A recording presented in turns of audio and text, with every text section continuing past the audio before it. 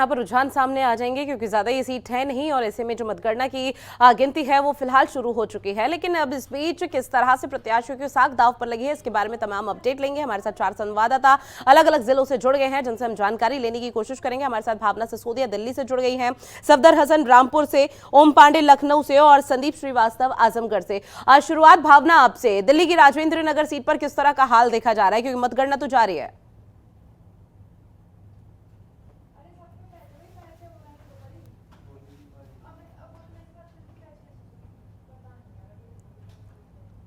Speaking with has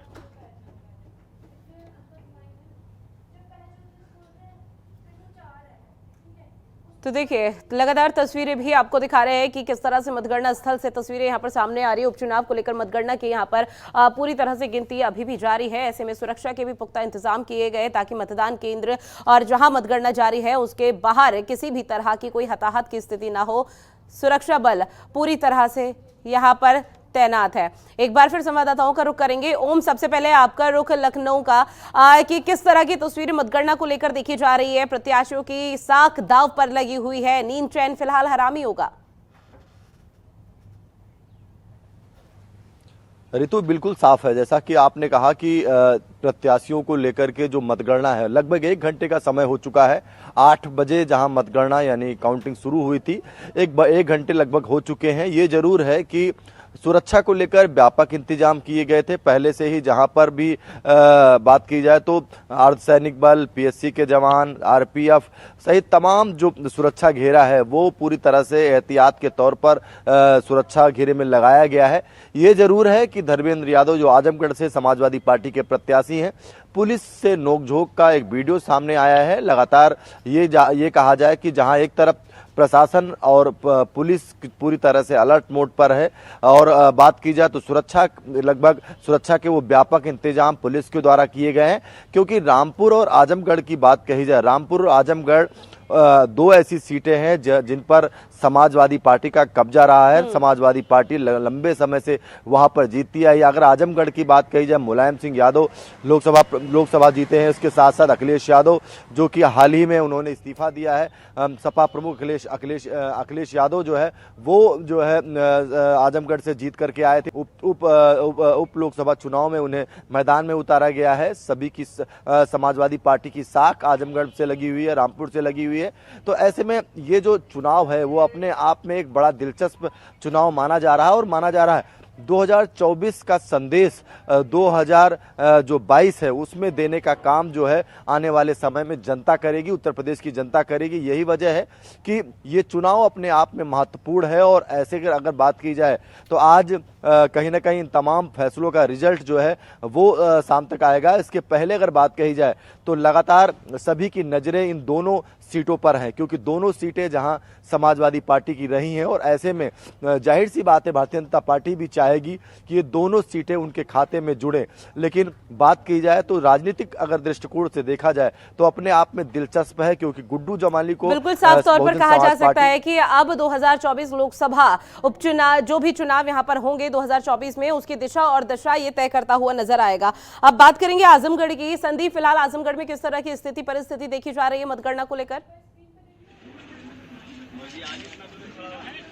ये बिल्कुल बता दें कि आजमगढ़ में जो व्यवस्था की ड्यूटी चल रही है, पूरा जहाँ पे जो है फोर्स लगाया गया है, हर तरीके की व्यवस्था है यहाँ। पुलिस अधीक्षक का कहना भी है कि ये मतगणना पूरी निष्पक्ष कराई जाएगी। फिलहाल जो रुझान है, रुझान 1 घंटा देख चुका है काउंटिंग को लेकर के। रुझान जो है धर्मेंद्र यादव 3,000 से आगे चल रहे हैं अभी तक, ये जानकारी अभी तक जो मिली हुई है। अब बिल्कुल मतगणना जारी है और ऐसे में तमाम तरह की अब आगे आने वाले समय किस तरह का और पलड़ा यहाँ पर भारी पड़ता हुआ नजर आता है, देखना काफी महत्वपूर्ण होगा। सफदर, क्या रामपुर में भी इसी तरह का हाल देखा जा रहा है?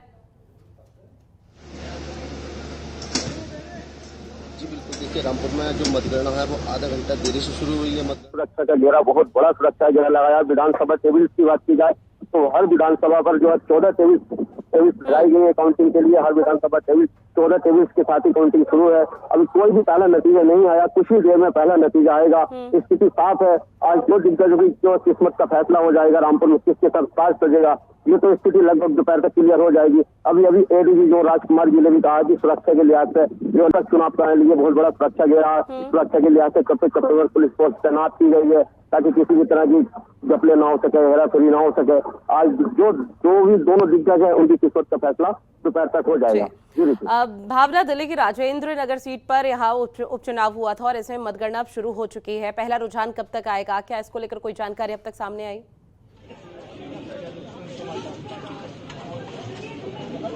है और फर्स्ट राउंड काउंटिंग चल रही है, जिसमें कि बताया जा रहा है कि जो बीजेपी पार्टी है वो अपनी 251 वोटों से आगे चल रही है। तो ये अनुमान लगाया जा रहा है जिस तरीके से अभी शुरुआती दौर है उसमें आम आदमी पार्टी है आगे चल रही है। तो बाकी देखने वाली बात होगी कि किस तरीके से आगे सीट खुलती है, उसमें क्या रुझान सामने आता है, कौन पार्टी अपनी जीत हासिल करती है। बिल्कुल, ऐसे में ओम एक बार फिर आपका रुख करेंगे। जिस तरह से तमाम यहाँ पर अलग अलग 3 लोकसभा और 7 विधानसभा सीटों पर जो मतगणना है वो फिलहाल शुरू हो चुकी है, लेकिन अगर सिर्फ उत्तर प्रदेश की 2 लोकसभा सीटों की बात की जाए तो हर किसी की नजर उसी पर टिकी हुई है। तो किस तरह के कयासबाजी यहाँ पर लगाई जा रही है, क्योंकि आजमगढ़ से पहला रुझान भी सामने आ गया और धर्मेंद्र यादव निरहुआ से आगे चल रहे हैं। तो ऐसे में आने वाले समय में ये आंकड़ा जो अभी तक बना हुआ है, क्या आने वाले समय में इसी तरह से टिका रहेगा, या सपा जो अपना गढ़ यहाँ लगातार कहती हुई आई, आजम खान ने यहाँ पे प्रचार प्रसार किया, हालांकि अखिलेश यादव यहाँ से नदारद नजर आए थे, तो किसी तरह से अब ये सपा का गढ़ छिनता हुआ सपा से नजर आ सकता है?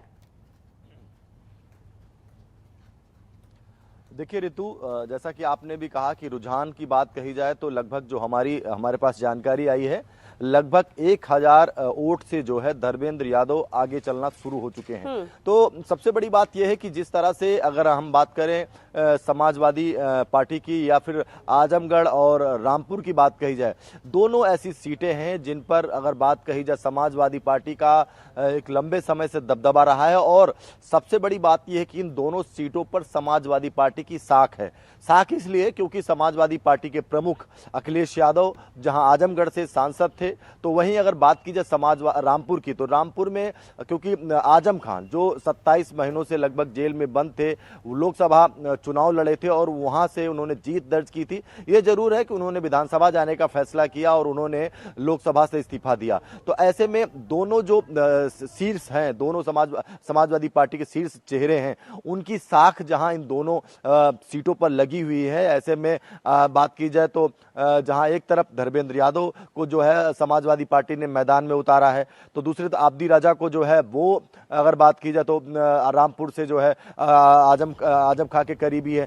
तो ऐसे में देखने वाली बात ये होगी, दिलचस्प ये होगी कि क्या जो है वो जिस तरह से भारतीय जनता पार्टी जो जीत की फतह है लगातार दोहराती जा रही है, चाहे विधानसभा चुनाव की बात हो या एमएलसी चुनाव की बात हो या फिर अभी हाल ही में कई चुनाव हुए हैं, चाहे बात की जाए जिस तरह से लोग राज्यसभा चुनाव की बात की जाए, ऐसे में क्या वो जीत की जो इतिहास है वो लगातार चालू रहेगा या फिर इस पर विराम लगने वाला है? क्योंकि जो राजनीतिक पंडित हैं वो इस बात को लेकर के साफ तौर से कह रहे हैं। उत्तर प्रदेश, ऋतु बात कही जाए, उत्तर प्रदेश एक ऐसा प्रदेश है जो देश की राजनीति की दशा और दिशा को तय करता है। देश के प्रधानमंत्री नरेंद्र मोदी भी उत्तर प्रदेश से आते हैं। देश में उत्तर प्रदेश ने कई प्रधानमंत्रियों को सत्ता यानी दिल्ली पर बैठाने का काम किया है। ऐसे में अगर बात करें, देश की आबादी में सबसे बड़ा प्रदेश है उत्तर प्रदेश, और ऐसे में सभी की नजरें, जो भी राजनीतिक पार्टियां होती हैं उनकी निगाहें उत्तर प्रदेश में रहती है कि उत्तर प्रदेश की जनता जो है वो क्या निर्णय लेती है,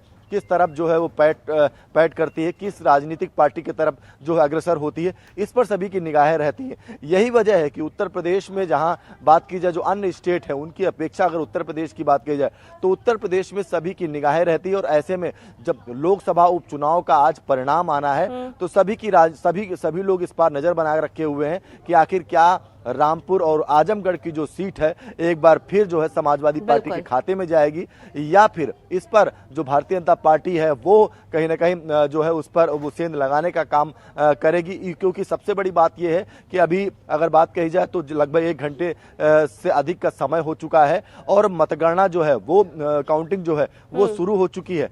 ऐसे में अगर बात करें, जो उच्च अधिकारी हैं वो लगातार विधानसभा वाइज लगातार निरीक्षण कर रहे हैं, लगातार मौके पर जा रहे हैं, क्योंकि आपको बता दें सेंसिटिव एरिया भी माना जाता है आजमगढ़ की बात कही जाए तो। ऐसे में उन तमाम क्षेत्रों को डिवाइडेशन भी किया गया, बांटा भी गया है और वहां पर अतिरिक्त फोर्स के साथ साथ कैमरों सीसीटीवी कैमरे के माध्यम से भी निगरानी की जा रही है।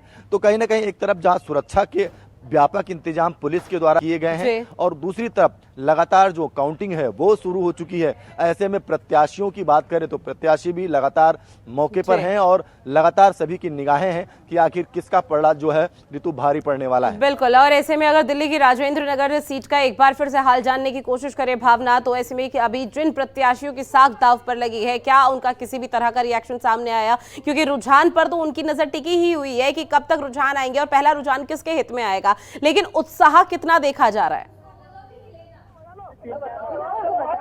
फिलहाल राजेंद्र नगर विधानसभा में जो आम आदमी पार्टी है वो लगातार आम आदमी पार्टी को 2828 वोट मिले हैं, बीजेपी को 1480 वोट मिले हैं और वहीं अभी तक बस कांग्रेस के खाते में 7 वोट आ पाए हैं। तो कहीं ना कहीं ये देखकर अंदाजा लगाया जा सकता है कि लगातार जिस तरीके से आम आदमी पार्टी पहले रुझान में इतनी आगे चल गई है तो कहीं ना कहीं अपनी जीत दर्ज करवा के जो 1400 वोटों से चल रहे हैं वहां पर अभी से ही लोगों में काफी उत्साह है, लोगों में खुशी का माहौल देखने को मिल रहा है। ढोल नगाड़े अभी से इस क्षेत्र में बजने शुरू हो गए हैं और साथ ही साथ सुरक्षा की बात की जाए तो सुरक्षा भी काफी कड़ी हुई है। पुलिस के तमाम आला अधिकारी मौके पर मौजूद है। पूरा एरिया जहाँ पे काउंटिंग चल रही है फिलहाल उस पूरे एरिया को बैरिकेड कर दिया गया है, सबको एक तरफ बाहर रोक दिया गया है, किसी को भी अंदर जाने की अनुमति नहीं दी गई है। बस प्रत्याशी आम आदमी पार्टी से दुर्गेश पाटिल की और कांग्रेस जो अपने प्रत्याशी हैं प्रत्याशी अंदर बैठे हैं काउंटिंग सेंटर में और लगातार जिस तरीके से वोटों की संख्या सामने आ रही है तो अभी तक यह अपनी जीत दर्ज करा सकते हैं। बिल्कुल, जिस तरह से आपके पीछे ढोल नगाड़ों की धुन लगातार यहाँ पर सुनाई दे रही है उससे अंदाजा लगाया जा सकता है कि जो तमाम समर्थक वहां पर हर दल के मौजूद है किस तरह के उत्साह यहाँ पर देखा जा रहा है। तमाम जानकारी साझा की भावना उसके लिए शुक्रिया। तो देखिए किस तरह से तस्वीरें यहाँ लगातार देखी जा रही है और ऐसे में अब आने वाले समय में क्या कुछ रुझान निकलकर सामने आता है ये देखना काफी महत्वपूर्ण होगा, क्योंकि हर किसी की नजर फिलहाल उत्तर प्रदेश की दोनों लोकसभा सीट पर टिकी हुई है। खबरों के निष्पक्ष विश्लेषण के लिए सब्सक्राइब करें Jantantra TV and press the bell icon. Never miss any update.